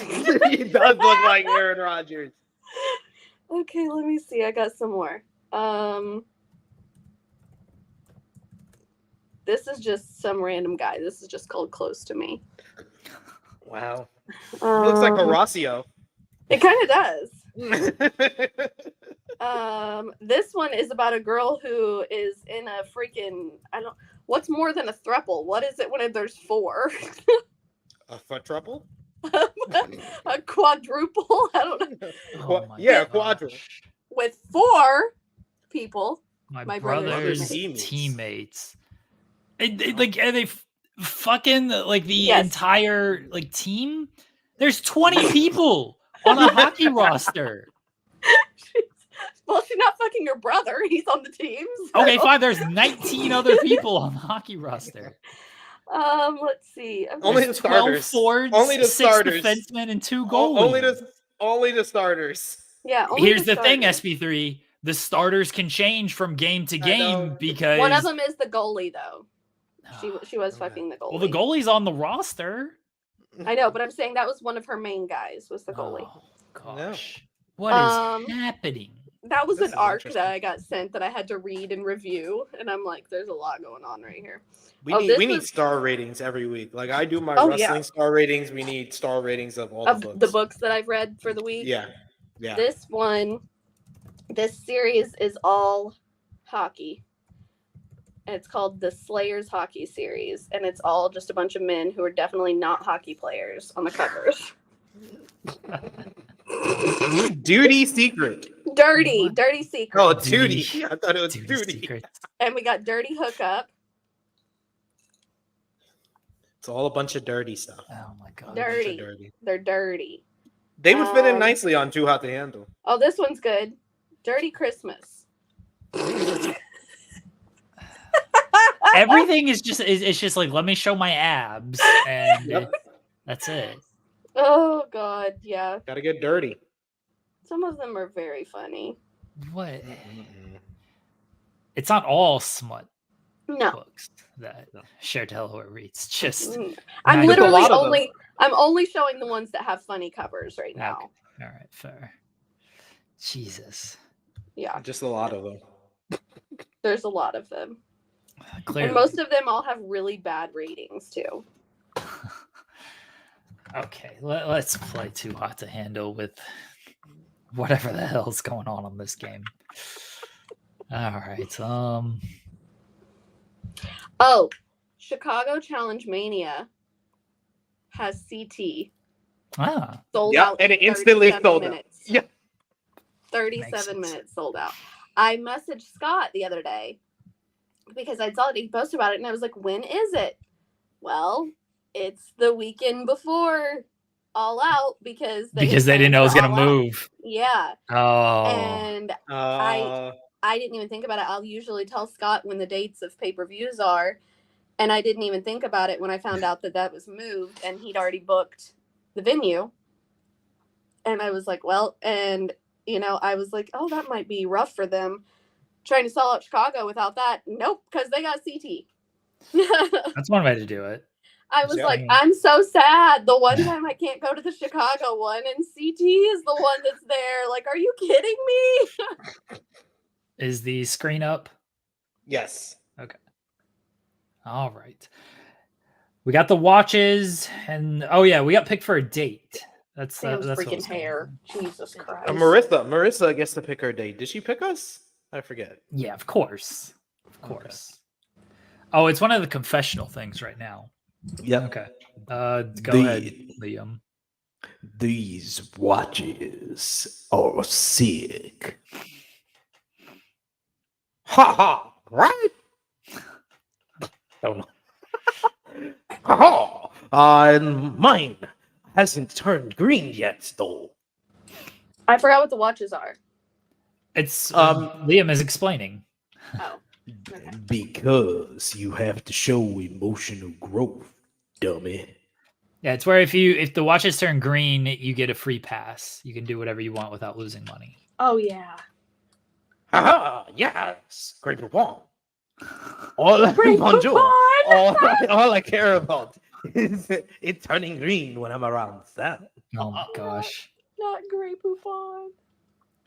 Really? How are these idiots? You going to say that when you know I have a thing for Sam? We're like 14 chapters deep, and Sam has not shown any interest in them, and they're still just like, well, we're gonna still go for Sam. Oh, God. Ah, so what, bonjour? I do too. Well then, let the best man win, I guess. All these other people in the villa, They could go for each other too. they Like, could. Oh, this watch doesn't really go with all my outfits. But if it means I get to have a little fun, I'll wear it with pride. I can't wait to get the green light. Girl, you are not getting anything. I'm definitely going to make the most of it. You can count on that. Jesus, that hair. Oh, I forgot he had the titty hair. He looks like a toddler. Have I forgiven Justin? Have I? Hell no. Hell no. Hell definitely not. He's a liar and he tried to use me. He tried to fuck on me. First, what he did to Jada, and now this. I don't think I'll ever forgive him. He got caught. And now he has to deal with the consequences. Hey, fine, sue me, you know? I lied. That guy's gotta try, right? If Lana didn't blow my cover, it would have been a pretty good plan, you know what I'm saying? Yeah, thanks for choosing me. I'm excited, but a little nervous too. A date is a lot of pressure, you know? But whatever, I'm ready. I could use some one-on-one attention, especially if it's with Sam. Sam, I just want to apologize again. Did she apologize the first time? Yes. Yeah, I think I can't believe I took Justin's word over yours. I have no idea what I was thinking. What should I say? What do y'all think? You better be sorry. Yeah. That's She what I was was being a thinking little. too. She was being a jerk. You better be sorry. Yep. You better be sorry. Totally broke the friend code with that one. Oh, I forgot I gotta narrate stuff. You try to look angry, but then you smile. You're lucky I like you. Aw, I really like you too. Anyway, who do you think Marissa is going to be going on a date with? I don't know. Haven't thought about it. Bullshit. Uh-huh. Mm-hmm. Sure you haven't. Hey, I'm trying to look cool here. Like, tell them. Oh, Dakota, this freaky little. Remember how I talked about someone messing with my snacks? Turns out, Henri was the one stealing my food. Can you believe that? Oh, can you believe she filled a sandwich with sand? Dude, that's actually genius. Sandwich. I respect that. Like, I had to catch the person responsible. I hope you learned your lesson. Oh, great one. I thought the food was meant to be shared. Not when I spent 10 minutes assembling that sandwich. Assembling. Ha! Fair enough. Bonjour. But now I'm going to wash grit out of my mouth for a week. Great Well, one. serves you right. Like, at least you won't eat any more of my food again. Matter to me, I'm sorry. Dakota, you're right. Haha. I shouldn't have taken it. You're forgiven, Henri. What is it? Ha! Aren't you going to apologize to me too? Hell no. Like, I'll think about it. Grapple Pond, hey. Okay. Oh, So God. the girls and guys have come together to catch the bathroom bandit. That's what we've named the person that keeps leaving the water running. But I don't know why we're wasting our time. It's obviously Justin. I don't know. I was in the bathroom with him the other day. Hey, yo. And he shut off the faucet. Well, there were witnesses. I'm sure he only does it when he's alone. Good point. Either way, we have a plan now. We're catching the bathroom bandit if it's the last thing we do. I don't blame Justin for whacking off. Like, ew. Do you have to say it like that? Don't be such a prude. You act like you don't masturbate. What is happening? Of course I do. When I'm home, I do it all the Oh my time. God. But I don't want to talk about it on TV. You just did. Wait, did I just say all that in front of Ha! Too late. sorry, Mom? Am I tempted to break the rules? All the time. You've already broken Constantly. all the rules. This is the hardest thing I've ever done. You try being celebrant surrounded by beautiful people. And some of who you really care about. In a word, it sucks. That's not one word. Wait, that was 2 words, wasn't it? Giving us the watches was cool, though. I'm definitely hoping to get a green light. And I also hope I get to go on that date with Marissa. Oh, this is me. Bruv, I can't really blame Justin, bruv. We're all dying to get in some action, innit?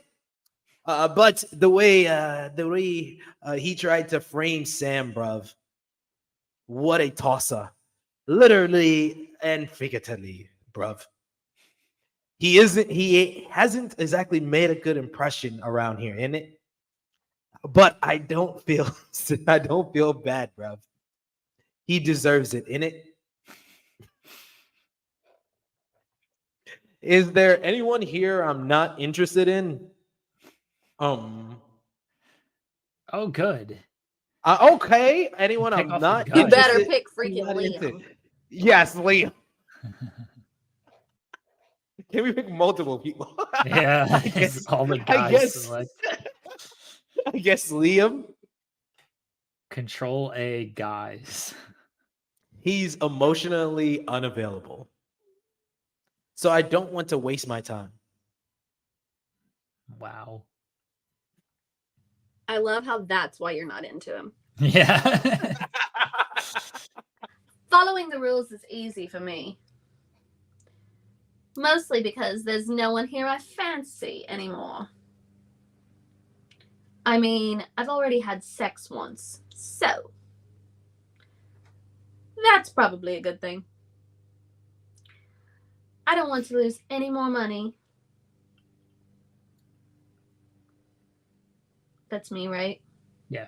Mm-hmm. Why don't I like Sarah? It's not that I don't like her. It's just she's really competitive with the whole model thing. She keeps showing me her stuff and telling me brands she's worked for. I wish she'd realize that I don't care. I'm a model to pay the bills, you know? Oh, God. Oh, yeah. Alex is totally obsessed with my career. They're always asking to see pictures and stuff. I mean, can you blame them? Look at me. The costume party was sick, Bonjour. Did you see Sam's costume? It should cost money to look that good. Bruv, yeah, he was pink or peg. I don't know what that is. What? Peng? What is Peng? it? Ping? Oh. I don't know. Also, his costume gave me an idea for a new music video, innit? Dude, everything gives you a new idea for a music video, Marami. Fancy, bruv, being a part of it, innit? Actually, yeah, I really do, Bonjour. Yeah, Theo's constant singing is starting to get annoying. He has a fantastic voice. Don't get me wrong. But He does? he even sings in his dreams. Scared the bejesus out of me one night. Have they been sharing the same bed? Oh my God. Apparently. I think everybody Oh. shares the same room. Yeah. Oh Yeah. my God, me too. I almost had a heart attack. He definitely needs to cool it. Bruv, mate, if people have a problem with my singing, they should say it to my face, isn't it? And then I would tell them I don't care, bruv. I've got 2 hit singles, so their opinion doesn't really matter, isn't it?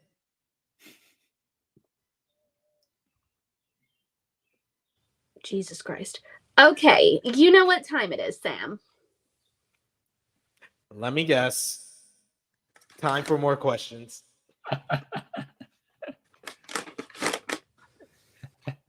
Why do you like doing this to me? Because it's fun. And because I'm sure your fans will be thanking me one day. Okay, fine. What do you want to know this time? Do you think another couple will have sex besides Justin and me? Definitely. And he'll be part of it. Yes. Sam's a part of it. Yes, for sure. Especially if their watch turns green at the right time. Oh, that's a good point. But could the watches even last that long? Maybe if it's with Justin. Damn. How long did the sex with him last? 20 seconds?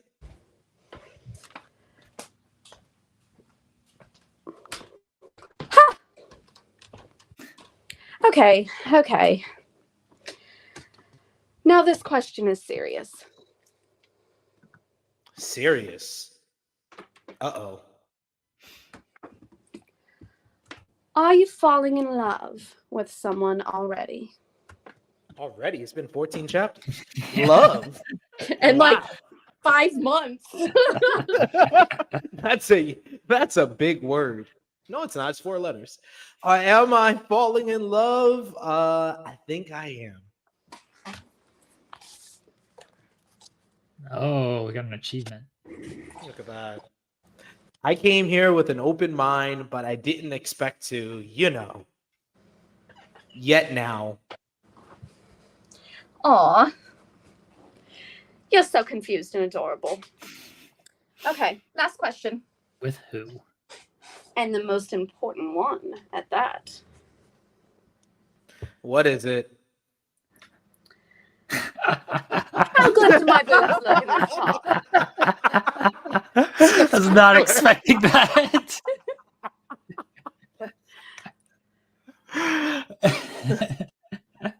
Jada, you're too much. uh, That was Still, they do look amazing, though. good. Exactly. Thanks, Sam. You're the best. That was hilarious. That was hilarious. That Wanna do was another the best confessional. I've one. never watched the show. So the Okay. watch things, they're only lit up for a certain amount of time. Yes. So SP3 can test this as well. So they get these watches, and like mostly the only thing that ever happens is like a kiss, because they're Mhm. only lit up for like it's usually on like a one-on-one date or something. And it's so brief that nothing else goes to it. But the wife and I always joke of like, the moment that watch turns green, you better start like going, because it Well, ain't that's gonna what I was thinking Yeah. when he was like, "How long did he last? 20 seconds?" Like, what if you're like in the middle of something and then you're just like gotta stop? Like, Yeah, that's like, no one ever does anything outside of kiss when the watch Yeah. is lit up or light up. I I guess. bet you Sam's about to. So yeah, so we always joke of like, the watch lights up, like you better start just rubbing, grinding, grabbing, whatever you gotta Yeah. do, because better you don't do know what how you gotta long it's gonna do. last. You better do that heavy petting. Do we want to do another one? Yeah, I I'm can. down if y'all are. Okay. Yeah. Your crush is going on a date, but are you sure? I didn't get to read all of it. Uh-oh. Everyone has waited with bated breath. Who will be Marissa's date? I really hope that it's me. Luckily, Lana doesn't keep you waiting for long. And Marissa will be taking Sam. Oh, shocking. Awesome. You grin from ear to ear and turn to Marissa, who looks equally happy. That's great. I can't wait. We're going to have so much fun. I'm really excited too. You better fix that damn hair. Someone grumbles from across the cabana. Yeah, we get it. You both can't wait. Honestly, this sucks. I'm He's such a out of hater. here. You barely spare Justin a glance. Not even he can ruin your mood right now. Alone time with Marissa. This is gonna be fun and challenging. Oh, fancy graphic. Fun Look at that. and All right, what kind of hair are you doing? Go. What are these hairstyles? Cut you're his doing? hair. Cut his hair. You Yeah, going just After the booth. Look at that. Look at What's that. the one, Oh what's yeah. the one on the top middle? That one, the braids. Oh. Oh, the braids make sense. The braids make more sense. You got shit twisted. Yep. Got a twist. Got the twist. Do not make his hair purple or whatever. No. Don't do it to me. Oh man. The eyebrows go with it. Oh my gosh. Look at these blue ass eyebrows. He looks like a very dedicated Crip. Um, Oh my gosh. This is awful. All right, what are we doing here, SP3? just give me black. Just keep it black. He looks like a very dedicated Crip. Oh my god. All right, what swim trunks are you wearing? Well, they gotta represent the Crips now, so put blue. Or Those? whatever that color is. Yeah, whatever that color is. All right. Then you can change your earrings. Let's get rid of the nose piercing. Okay. Can Go we- with okay, an yeah. eyebrow. Yeah, the Oh, eyebrow. The eyebrow looks cute. That one? Yeah. Okay. Oh, you can wear a friendship bracelet. A watch. Let's wear the watch. There's no watch. I thought that was a watch. No, That that's one. just some emblem. That looks like a Oh. Legends of the Hidden Temple stone. Go ahead. Just go for it. Blue Barracuda. Come on, let's go. Hold on. Oh, Oh yeah, let's do the chain or the little. What are these symbols? I don't know. They probably an all have island. like a real meaning too, and we just don't. Yeah. Let's do the island. That looks like more island Samoa. This? No, Oh, the like first. that? No, the first. No, the first Oh. one. The Okay. beach. Yeah, that one. No. No. I didn't know it was islands. It's some gemstone to me. All right. Okay. Look like a Samoan. What a Samoan would wear as a neck Yeah. piece. So no. All right. Look at this, man. Jesus. It looks much better. Oh, that's Cher. dope. That's dope. Oh, Cher. Oh, Cher, here you we get to change your go. hair. Cher's height. Give her the Bianca Belair. Look at this. Oh, I'm on my own. Whoa. Is that what a buzz cut? Yeah, you could Oh shit. really go in a different direction here with Marissa. Damn. It's Tula. What's the middle one? I mean, just do the bottom middle. I can't really change her hair that much. Yeah, Yeah, that's fine. the bathing suit. Okay, show me my options here. Do the pink furry one. I feel like that's not good in water. I mean, it's not. All right. Oh wow, we jumped ahead. The green bar just went way. Wow. Damn. Let's go. A short chat there. All right. Marissa is already there when you reach the small pool. She's facing away from you, and you can't help but admire the view. Look at this, man. How should I get her attention? Put your arms around her. Oh, we gotta fill up the love meter here. Oh, There we go. Okay. After a moment, you come up and behind her and wrap your arms around her waist. Hey, you. You look gorgeous. She turns around and gives you a big smile. Hey, Sam. So do you. But then again, you always do. You turn toward the water. I say we get in this pool. It's way too inviting not to. Agreed. This place is perfect for a date. You get in the water and sit side by side. I was really happy when I was chosen for this date. So was I. I was hoping it would be with you. You're the only one I want to spend time with. Aw. How should I respond to Marissa's admission?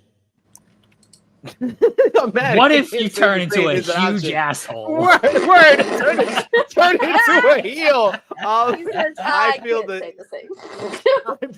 I feel the same. That would have been wild.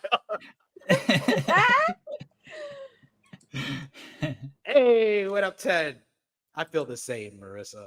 The same way. You're always on my mind. Even when I'm with someone else. Not so- Damn, dude, you could have not added that last part.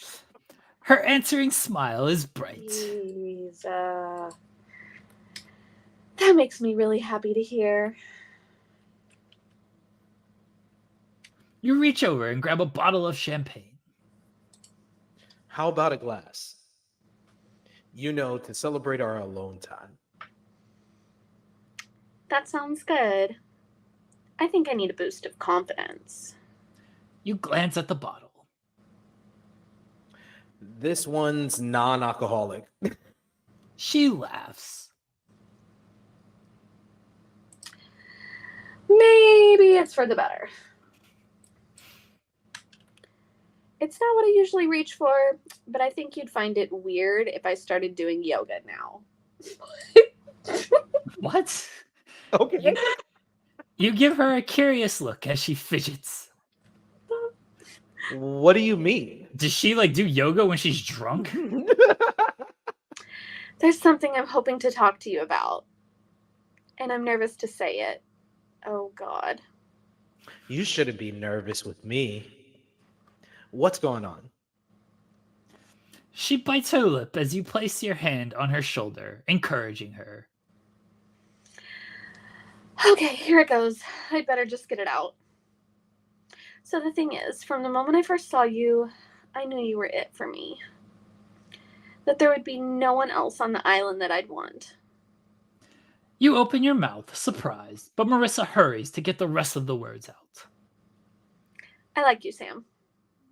I'm falling for you. And I want to see where this goes.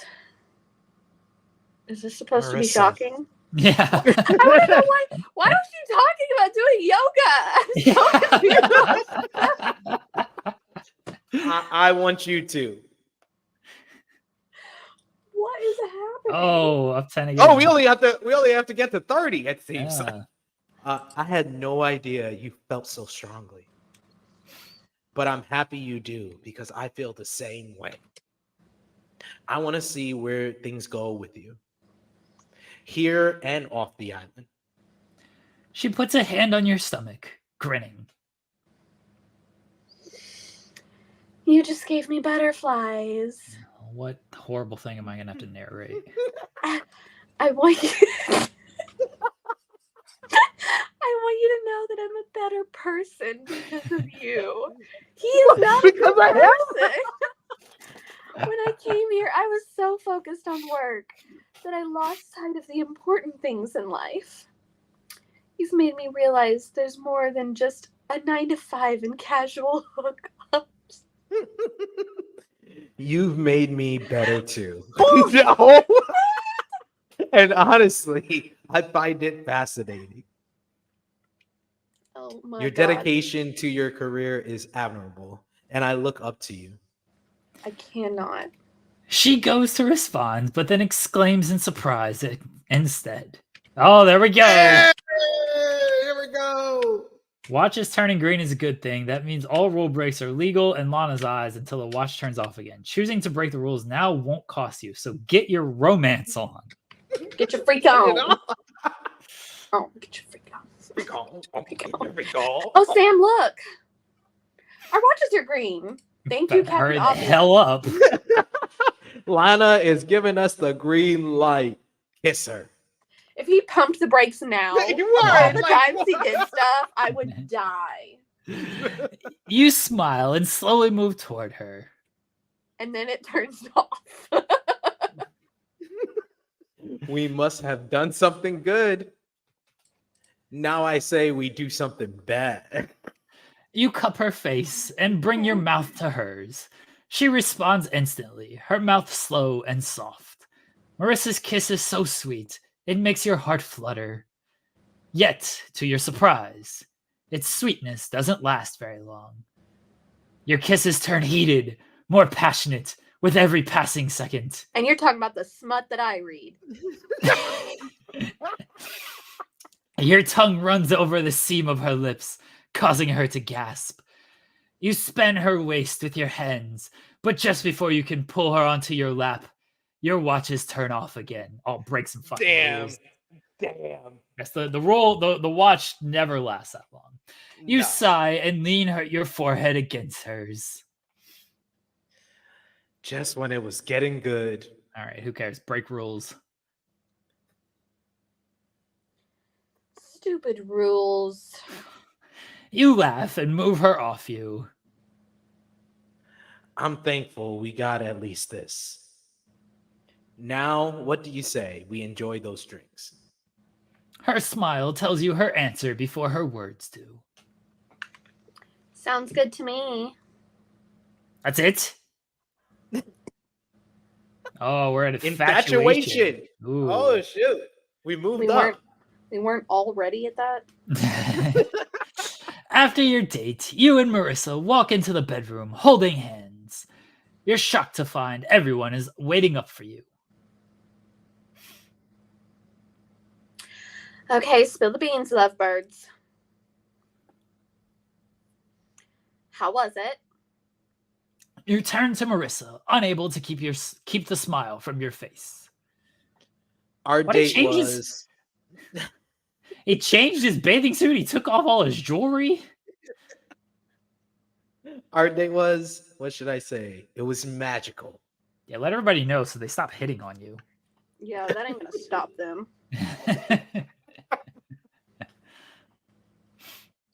We had so much fun. There was a small romantic pool, and we got in some solid one-on-one time. What the? Aw, I'm chuffed for you. You two are so cute together. You and Marissa share a smile. When everyone looks at you, you hold up your watch. But I do have good news. Our watches turn green. So they do work. Well, The room like- erupts with loud cheers. Even Justin pops up from his bed. Hey, hell yeah! This is what am I talking about, guys? Freaking Justin. Please. Like you'll be getting a green light with anyone. You laugh and turn to Marissa. I'm exhausted. Ready for bed? Of course. Lead the way. Hand in hand, you walk over to an empty bed. And then crawl inside and cuddle up together. Tonight was amazing. I can't wait to do it again. Marissa kisses your forehead in response. You snuggle further and until you're warm and cozy. And minutes later, you're asleep in Marissa's arms. Should have broken some more rules. I mean, honestly. The next morning, you're lounging by the pool with Liam, Alex, and Marissa. The sun is shining extra bright, and the birds are filling the air with a sweet melody. It's such a gorgeous day out. I feel like I could lie here forever. That's you. Oh, that is me. Be careful, Sam. The sun is really strong today. Oh, he wants to rub some lotion on you. Yeah. Hey, he has sunscreen. I think he'll be fine. Quiet, you two. I'm trying to enjoy the rays over here. You laugh and turn over. More sunscreen is never a bad idea. I wish I would have thought of that when I was at the freaking baseball game this weekend. Have you guys You seen, get up from their chair and grab the lotion. Have you guys seen the sunburns I have? No. No. I'm gonna send them in the group chat. It's hilarious. All three of them are watching me. Do I want more attention? Attention. Ask for some help. Yeah, Marissa's there, so. Yeah. Hopefully it's Marissa. I wonder how I'll do my back. Assume you get the choice. Oh, yes. I can help with that. Oh my god.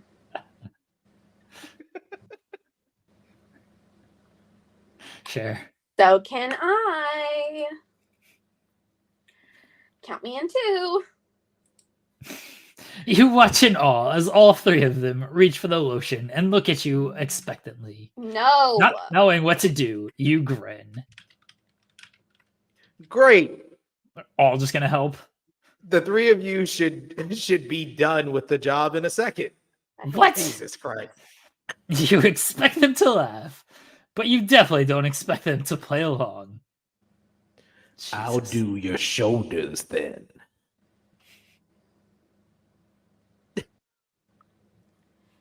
Dibs on the back. And I'll do your She blushes crimson red, but there's a hint of naughtiness in her smile. Oh, thank you. what is she doing?